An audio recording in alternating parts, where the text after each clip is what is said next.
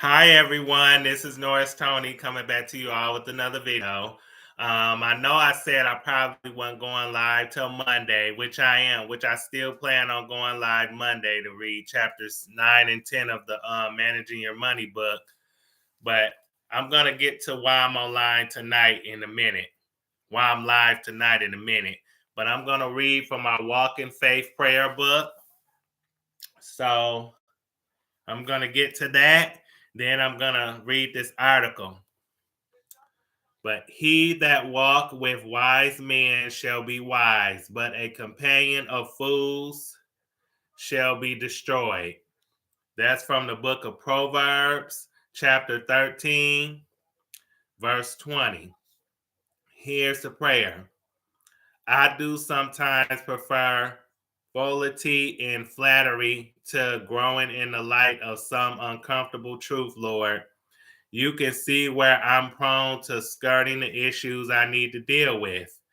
And you know when I'm indulging in foolishness when I could be having a meaningful interaction with someone who walks in the truth. I know it's okay to have fun, but it's good for me to look in the mirror regularly as well. Grant me the grace to soak in the wisdom that will change me for the better. Okay, I'm going to read an article. Let me see. It's from clickondetroit.com. Okay, local news. Michigan State shootings, update on injured students, 2 guns, note, contact with shooter, and more. 4 students still in critical condition, 1 stable. And the author's name is Derek Hutchinson, lead digital editor.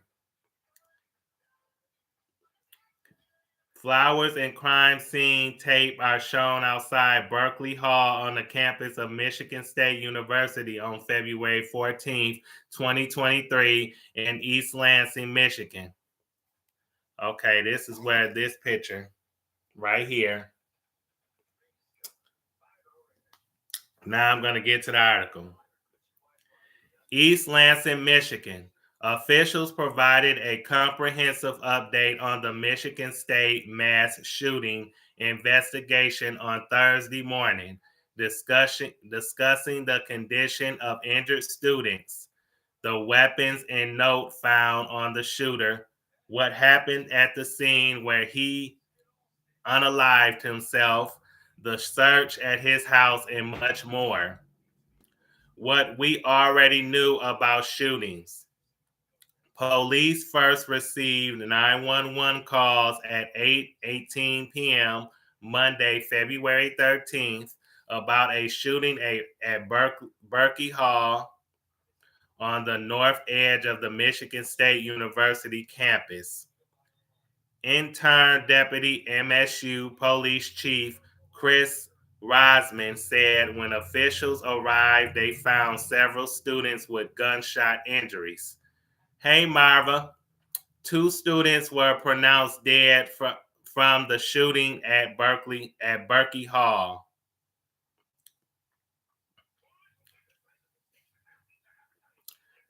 First responders staged outside Berkey Hall following shootings at the campus of Michigan State University Monday, February 13th, 2023 in East Lansing, Michigan. Okay, that's a picture of that, what I just read. Okay. While authorities were at the scene of the first shooting, they received reports of shots being fired nearby at the MSU Student Union. A third student was unalived in that shooting. In total, 5 injured students were taken to Sparrow Hospital in Lansing. Hundreds of local, county, state, and federal authorities responded to the campus. They investigated several false reports of shootings while also searching for the shooter. Around 11:35 p.m., hey Lisa, excuse me. Around 11:35 p.m. Monday, police received a call that the shooter, later identified as 43-year-old Anthony McRae, had been spotted off campus in Lansing. While officers arrived, McRae fatally unalived himself, they said. 3 students unalived.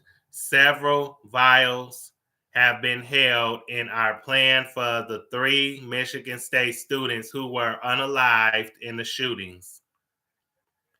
They have been identified as Ariel Anderson, Brian Fraser, and Alexandria Werner. Here go the 3 students right here. Let this man unalived before he before he unalived himself. So that's who Anthony did, or unalived for no reason.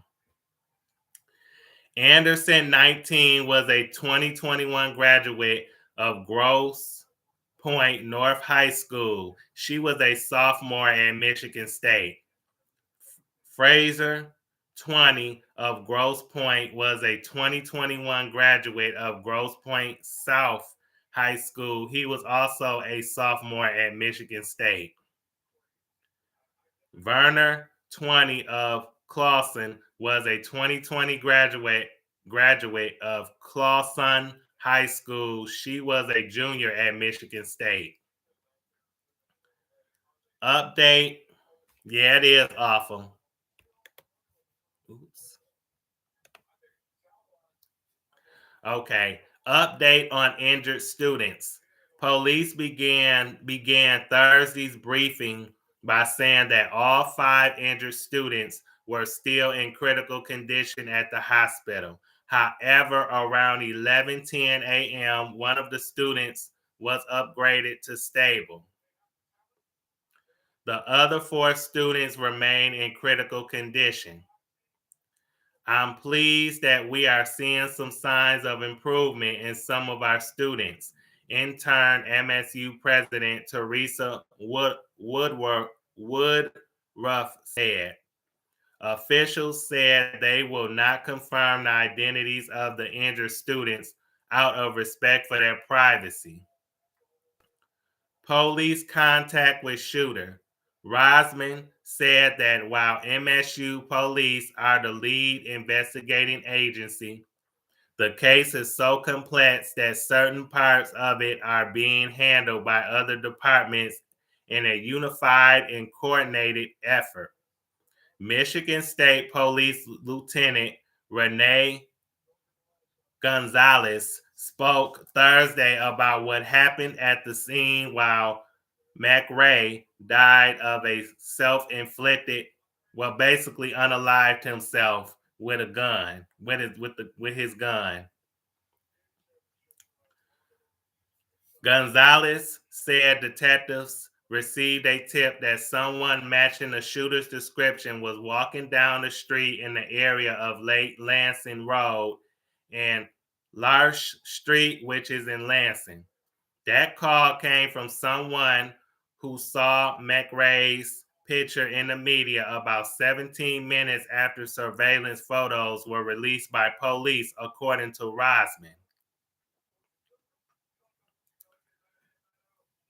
2 LPD officers made contact with the shooter promptly 20 feet from McRae. Gonzalez said they exited their vehicle, ordered him to show his hands. However, he produced a weapon and then offed himself.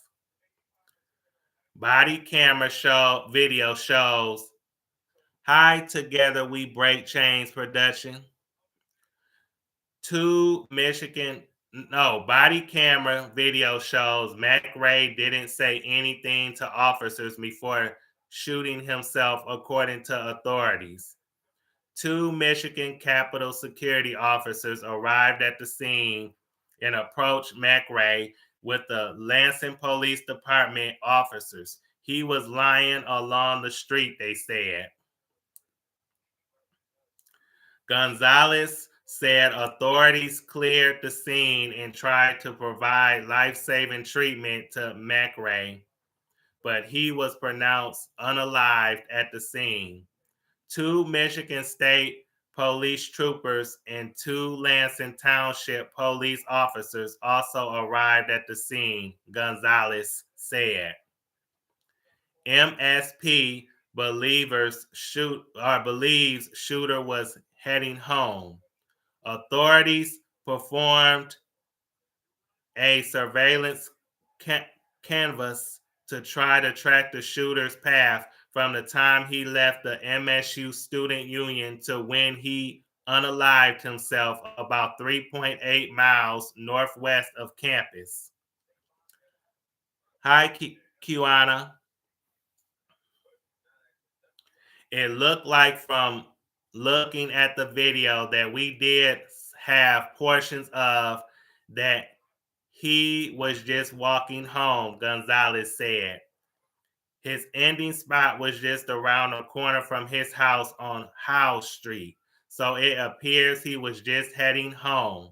Gonzalez said there were 2 bus tickets in McRae's possession, but it's not clear if he actually used any form of transportation. It appeared to us that he was heading home when someone just spotted him from the pictures we put out on him, Gonzalez said. Weapons, ammunition found. Rosman confirmed that 2 9mm handguns were found in the shooter's possession. He also had additional magazines and ammunition. Gonzalez said one of the handguns was used by McRae to unalive himself, and the other was inside a backpack he was carrying. A fully loaded magazine was in his left breast pocket. Police said they found 8 loaded 9mm magazines in a backpack along with a pencil-sized pouch containing 50 rounds of loose 9mm ammunition. There were 2 empty magazines in the shooter's possession, Gonzalez said. Officials with the Bureau of Alcohol, Tobacco, Firearms, and Explosives traced the 2 handguns and determined that they had been purchased legally by McRae, but they were not registered. Search of shooter's home. After the shooter's death, officers from the MSU and Lansing police departments searched his house in Lansing, Gonzalez said. Okay. That's a picture of his house.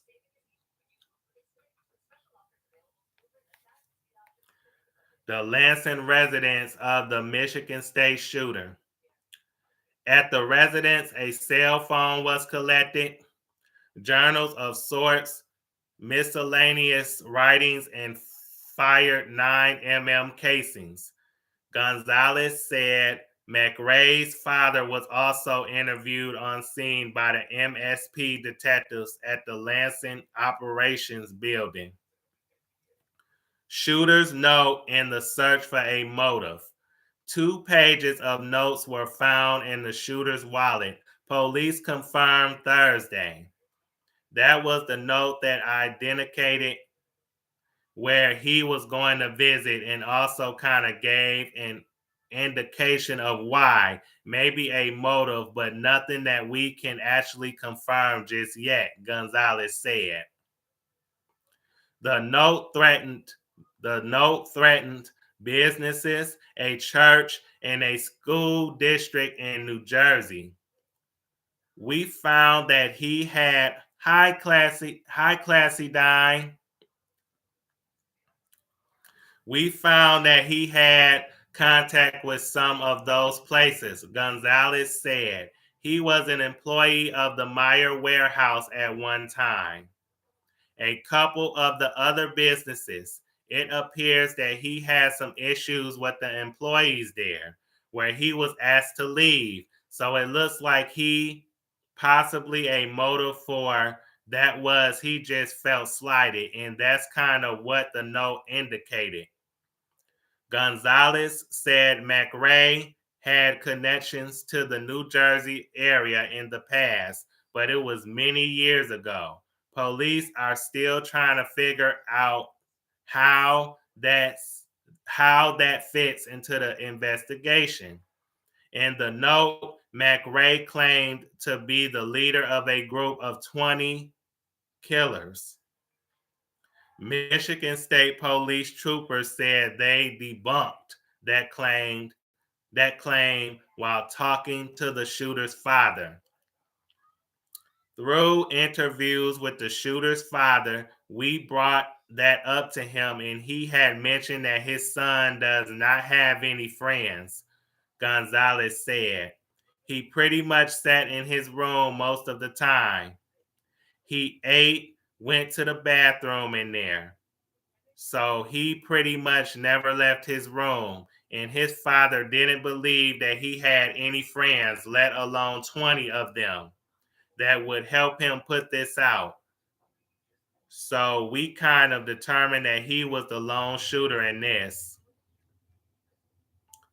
Officials reiterated that they don't believe any other people are involved.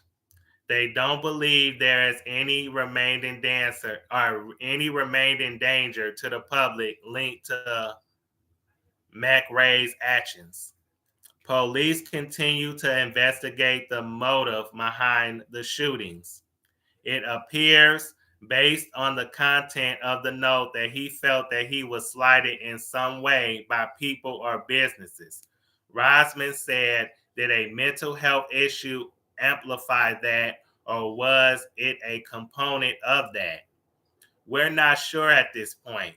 I just want to assure everybody that's the question on all of our minds, and we're working our best to try to determine that as best as possible.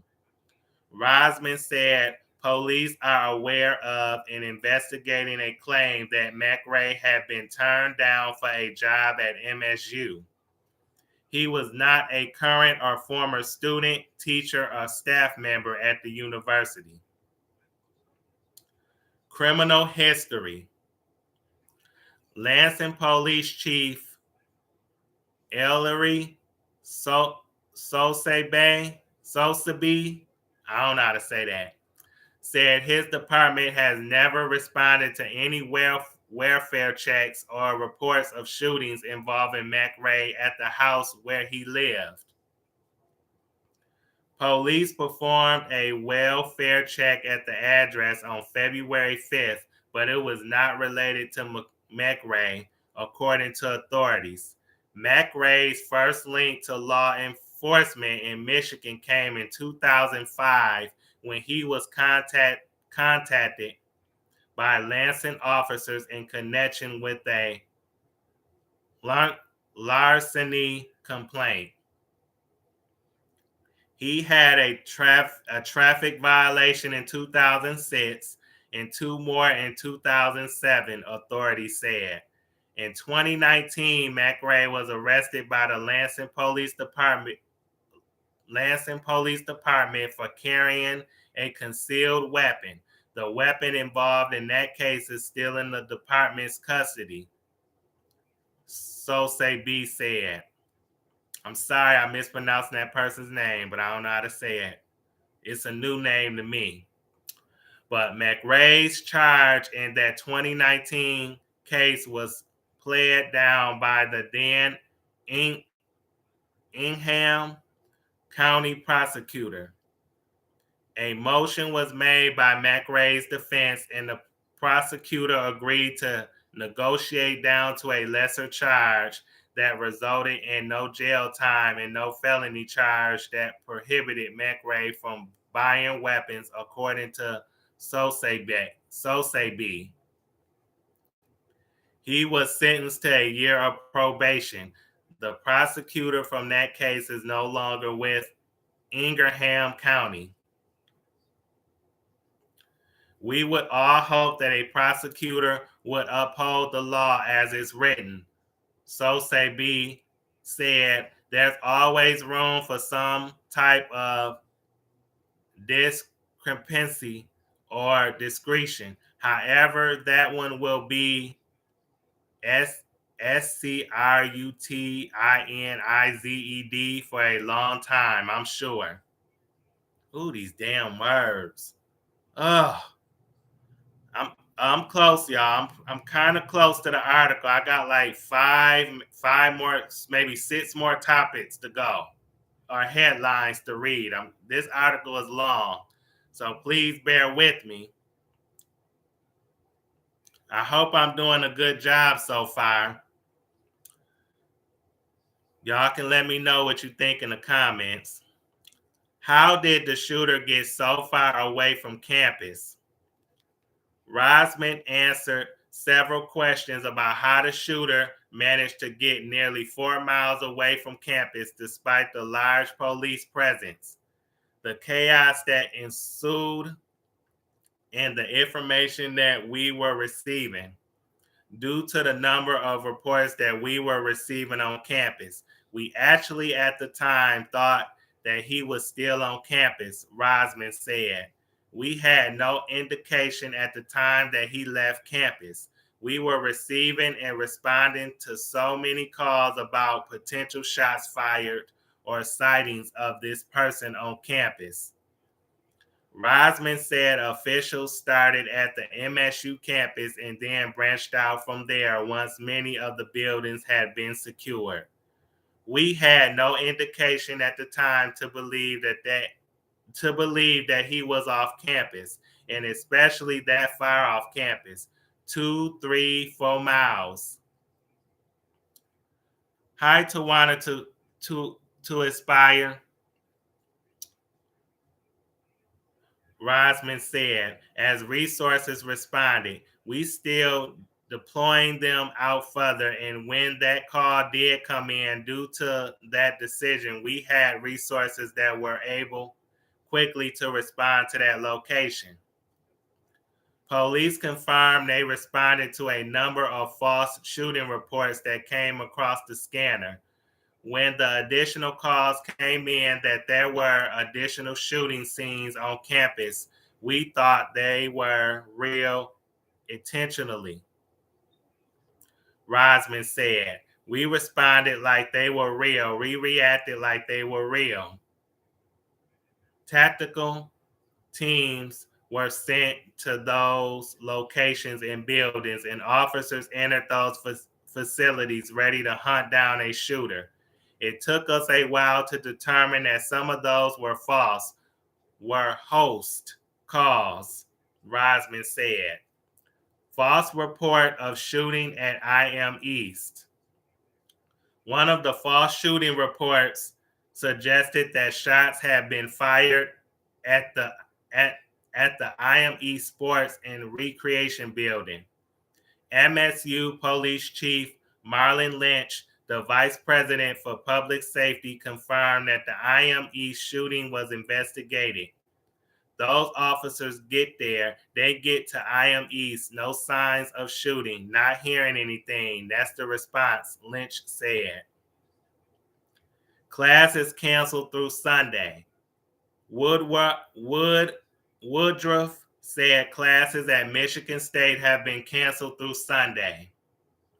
Meanwhile, the university is now resuming standard operations, which means university offices are open. Supervisors are being given latitude across the network, though.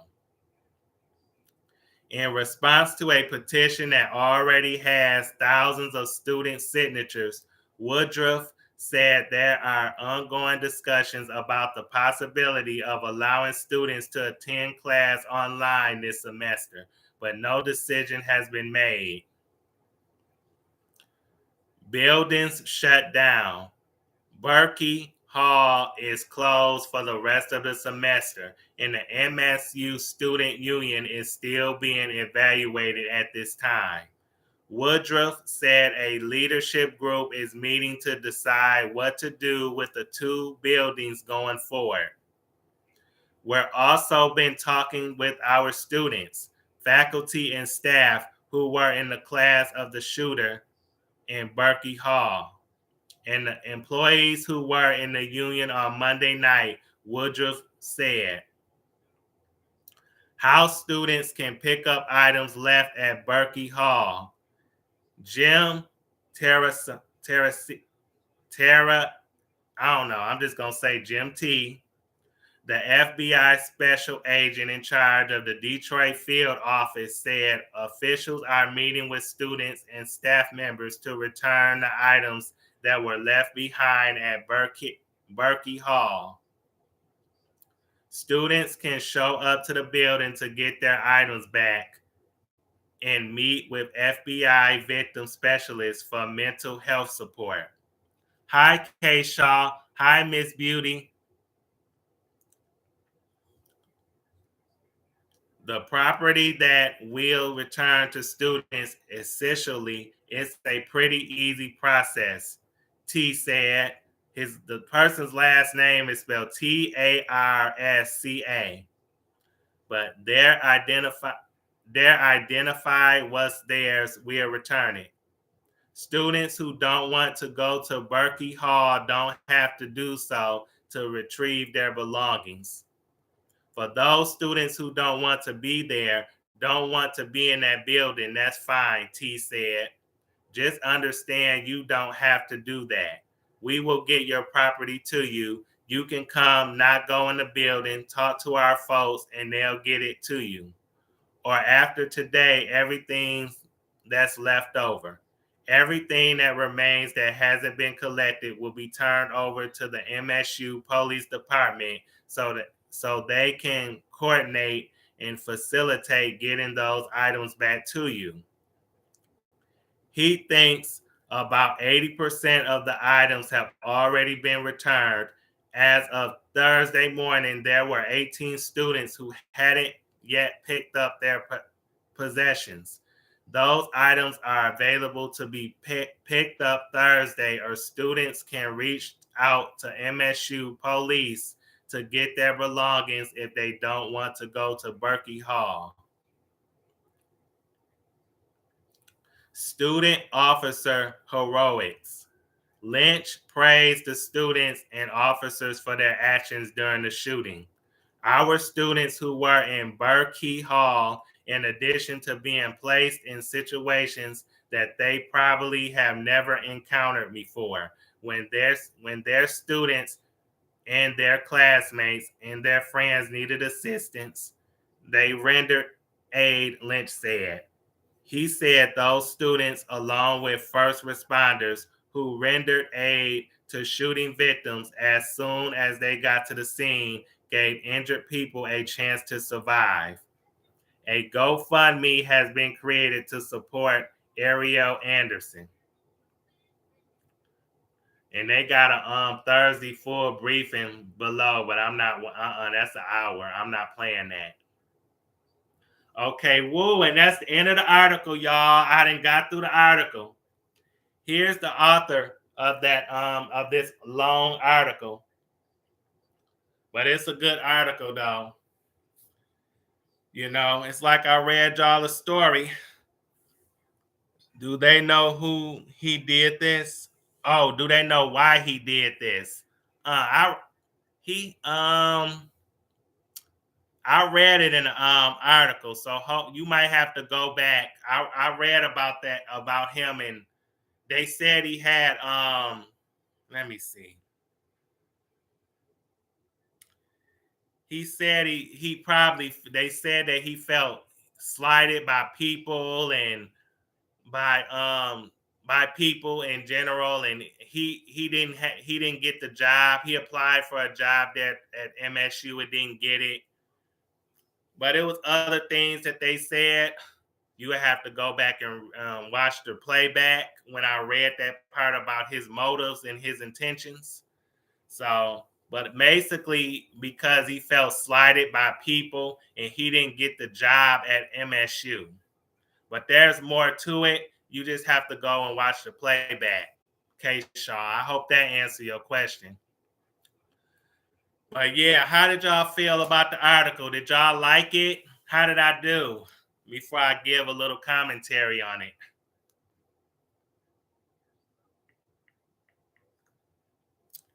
Yeah, I don't have a picture of that man in this article though, but I could maybe look up the picture, see if I can find a picture online and show y'all what he looks like. Let me see.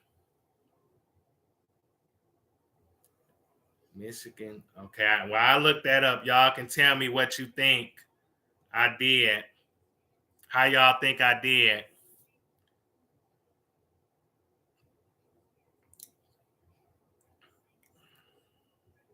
Thank you, Lisa. I appreciate that. Okay, I got a picture of him, y'all. I'm about to show him. This low down dirty dog right here. This the man who did it. Look at him close. I mean, he lost his hairline. So it's like he a rough looking 43, y'all. To me, he don't look good for 43 at all. But I found out on the internet that his mother passed in 2020. I think she had cancer or something like that. She passed and he was a mother's boy or a mama's boy. That's what he is. And so he lost his mother when I think he was 41, 2 years ago, or about going on 3 years ago. So it's like that messed him up mentally, that really affected him. But he could have went to a grieving counselor. He could have got help, and plus he had his father, and I'm sure he had other family relatives that could have helped him get through that pain, get through, his mother's death. But overall, what is his name? I think it's Anthony. Yeah, I know it's McRae. Yeah, Anthony, in my opinion, the man did not have no business up there on that campus. If they did not if you do not have a job up there, you didn't get hired up there at MSU, what no freaking reason for him to go up there and did what he did. You don't take your anger and your grief out on innocent people. I'm just tired of people doing that. And this man was too old to be going up there on that campus in the first place. You hurting innocent people and like innocent students. Them students are there to try to get their education and try to learn and try to get their college degree. And this low down, dirty, musty, dusty, ashy, funky, crusty looking man sit up there and just went up there and unalived three of them students, put five of them in critical condition. One of them is out of critical condition, but still, that's like 9 people overall, or no, 8 people overall that he shot. So it was so unnecessary. And it's like he's a dusty man. Like I said, he's a poor excuse for an individual. This man had mental issues. He had a jail record. He had problems. He needed help. He definitely needed help. There was no reason for him to go up there at all. And then you a coward. You sit up there and unalive yourself because you didn't want to suffer the consequences for your unnecessary actions. That was so unnecessary, and them actions could have been avoided. I mean, you didn't look like you took care of yourself, at all. Your house look a mess. You looked a mess. That hairline died along with you. you know. Well, that hairline died or passed on before you did, sir. So it's like, but I don't want to bash the dead. But like I said, I would have rather this man been a man and face the consequences. Suffer your consequences for your actions. Don't take the easy way out by unaliving yourself. Well, really, you deserve to rot in the pits of hell. You deserve to go and rot in hell. because there's a special place in hell for you, sir. And like I said, your actions, what you did to them innocent students, and how you took yourself out, you probably going down under, and it's gonna be probably very hot place that's waiting for you. And that's what you get. That's exactly what you gonna deserve. What you deserve after what you did. You had no right to do that. There was no need for that. You know, people are going through enough in this life, and for this man to sit up there and did what he did and didn't have a conscience, it's like he didn't have a heart. He didn't have a soul, and he didn't care who he was hurting. You know, seriously, you need. I mean, he had a long. I mean, he had long life ahead of him. He had probably a lot of his family members that he could have leaned on and depended on for for um for encouragement. You know, and help him get through his loss. But he wanted to sit up there and just use his grief, you know, as a way to, I guess, take his anger and revenge out on innocent people and students. See, we need to change that. I swear, people, I mean, it's a lot of mental health going on in this world, and I just wish people would get help. I wish people, you see, you got a problem. I just wish you would get help. I wish you would do something about it instead of going to hurt innocent people. You know, because like I said, you know, just because you might feel worthless, that don't mean that you are, and that don't mean you need to make other people feel worthless, you know, by taking them out. You know, you're not God. You can't play God with people's lives. You had no right to do that. You were so wrong for that. You read the article well, especially considering it was. Thank you, Classy Dime. Yeah, that was a long article. Oh, that was so long. But I'm glad I did it on live. I'm glad that I did it on live instead of a pre-recorded video, because I would have been worn out. But at least I got some people like you to communicate with me and let me know how I did and let me know what you feel. But any thoughts on Anthony McRae? His last name is McRae. So it's evident from the reading that the man was not well equipped to deal with the difficult situations life presented him with. No, he wasn't. And he should have got help, or his father should have tried to convince him to get some help. Because like I said, it's so, and Anthony is not the only type of man in this world that's like that. It's a lot of men, maybe some, and some women are in this world that's just like Anthony. But instead of trying to get help or having people in their corner to try to uplift them and encourage them to get help, they go into a spiral. They go into a spiral and they just, you know, don't know how to deal with grief. They don't know how to deal with their feelings or their emotions. So they just figure, I'm gonna make myself feel better, or, you know, I'm gonna forget about my pain by just going inflicting pain and hurt on other people. And that's just not right. You don't do that. You're not gonna get far in life doing stuff like that, especially the innocent people. And this man didn't even accomplish anything. He didn't accomplish anything. He didn't get himself anywhere. So what he did was a waste of time.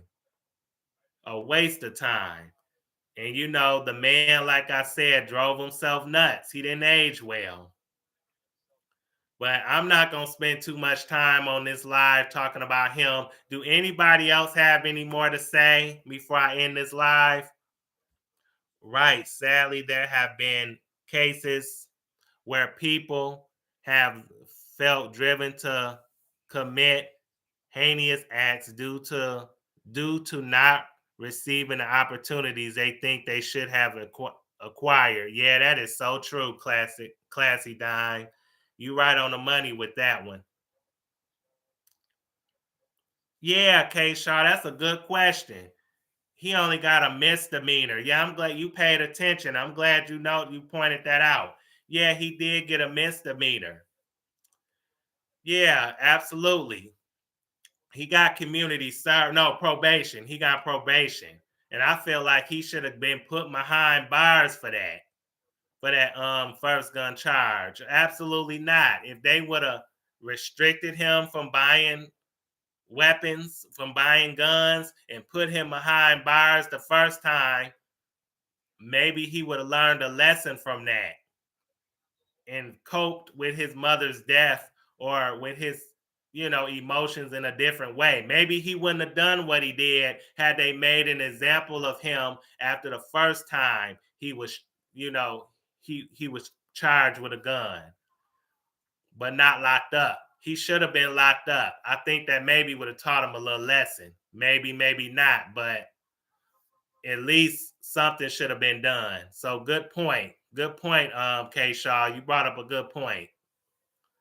Anything else y'all have to say before I end this live? Because I know this was a surprising live. I know y'all didn't expect it, but I wanted to give an update on that on this case, on this Michigan State shooter case. And I live in the state of Michigan. I'm not gonna say where, but I don't live in Lansing apparently. But like I said, I'm in Michigan, and I'm just like, I know I had to come on and talk about this and see what let y'all know what was going on and see what everyone's thoughts were and how I did. But anything else before I end the live? It's 7 people in the chat and 11 likes. That's good. I feel good. Thanks, K Shaw. Yep, I like the likes. But anyway, I want to thank K Shaw, Classy Dime, Lisa Price, Miss Beauty, Tawana to Aspire, Marva, and I believe that's all. Oh, and Together We Break Chains Production. Thank you. I want to thank all you for coming and watching this live. I appreciate you all. I'm glad that you. I hope you all. I'm glad you all liked the video. Yeah, bye, K Shaw. Thanks for coming. I love you all too, Miss Beauty. I have like a little over 1,500 subscribers. I'm glad you all are a part of it. Hopefully I can get to 2,000. It's a long year, but hopefully I can at least get to 2,000 before this year is over with. Hopefully I can get monetized soon too. I got around 2,000 hours, so I got some ways to go. But I appreciate you all for coming tonight. I want to thank you all for coming. I hope you all like, comment, subscribe, share the video. Thanks for watching. Like I said, once again, thanks for coming. I love and I appreciate you all. And I will be back on live Monday for sure, probably at 10 o'clock to read chapters 9 and 10 of the Managing Your Money book. So I'm going to read 2 more chapters of that book. But anyway, who knows? I may pop on again live before then. If not, then Monday is when I'll be coming back. But like I said, thank you all for watching. 8 people, 11 likes. That's good. I like that. But like I said, I want to thank you all for coming. Like, comment, subscribe, share the video. You all have a good night and enjoy the rest of your weeks or the rest of your week. Peace.